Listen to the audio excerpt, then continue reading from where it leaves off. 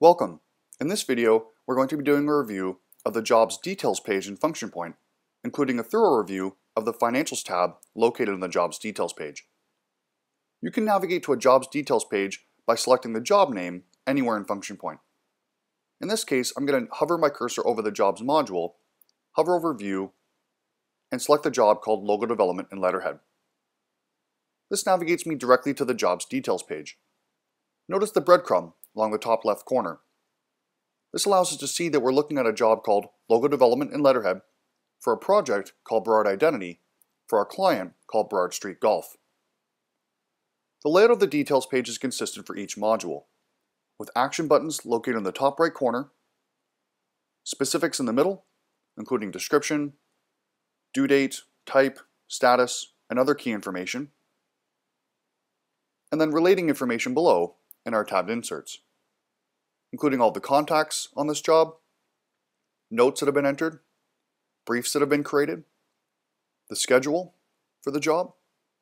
The entire schedule will be available here, including each task, its description, who it's assigned to and from, estimated and actual hours, percentage complete, start and due date, status, priority, and milestones. Notice the option to navigate directly to the schedule's details page. Each of the line items in the schedule has become a task, and they are available in the Tasks tab as well. We can also see estimates and any revisions to those estimates, the Financials tab, which we'll come back to in just a bit, the Invoices tab. This will show all the invoices for this job, including the type, status, total, balance, and date of the invoice. Notice the Links tab is grayed out. This is because we have not entered any links against this job. If a tab is grayed out, it is because there is no information beneath it. If we were to choose to add a link, this tab would then become available. We then have the Files tab for uploading and downloading files relating to this job, and the Reports tab, where we'll see a list of reports specifically related to the job that we're looking at. Let's move on to the Financials tab. The Financials tab provides an overview of the job's scope of work structure that exists in the job's estimate, including the service group, the list of internal services, and expenses, both external and internal.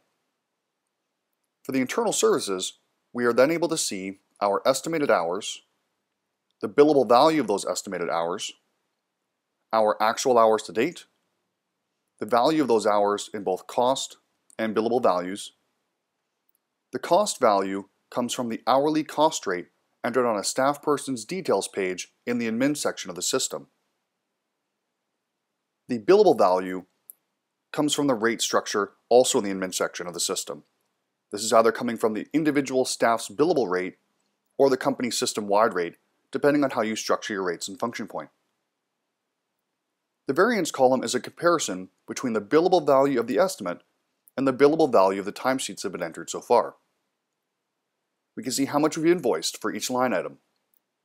And finally, a comparison here between the value of what we've invoiced so far and the value of the work that we've done. If you have values in your actual column, this means that you can select the arrow beside the service and see where those values are coming from. We can see the date of the timesheet, the initials of the staff person who entered it, the time of day if it's applicable, the amount of time, the value of that time in both cost and billable, and the description that was entered with the timesheet. If you have the access level to do so, clicking on the date of the timesheet will open the timesheet up into edit mode and allow you to make any adjustments.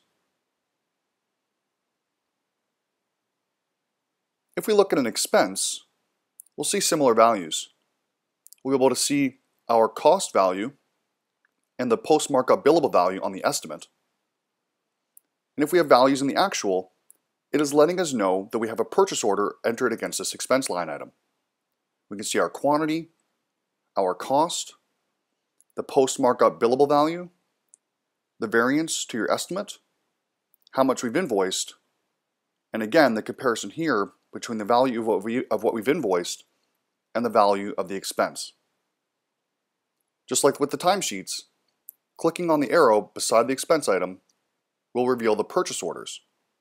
the PO number, the date that it was entered, the initials of the staff person who entered it, the code of the supplier, quantity, cost value, post-markup billable value, and the description that was entered with the expense. The last thing I'd like to mention are these plus icons on the far right.